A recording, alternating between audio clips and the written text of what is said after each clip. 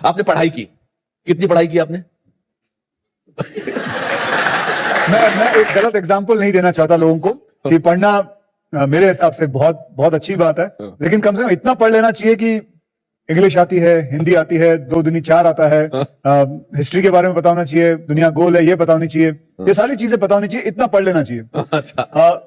मैं उतना पढ़ लिया था। अच्छा। उससे आगे नहीं पढ़ पाया। अच्छा। क्योंकि मुझे इतना शौक नहीं था पढ़ाई का। लेकिन my father used to always tell me, Akshay बेटा इतना पढ़ लेना कि ताकि कभी किसी के सामने खड़ा हो तो बात कर सके। मेरे फादर की इच्छा थी कि मैं पढ़ूं, बहुत पढ़ूं, और मेरे फादर लेकिन ये भी जानते थे, मैं कहता हूं मेरे फादर जैसा सबको फादर मिले।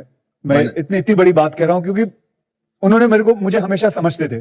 वो जानते थे कि मुझे स्पोर्ट्स में दिलचस्पी है। ठीक है बेटा, तू जितना पढ़ना है तू उतना पढ़, लेकिन स्पोर्ट्स में करना है ना, मैं तेरे साथ हूं। उन्होंने मुझे कभी रोका नहीं, किसी बात पे टोका नहीं।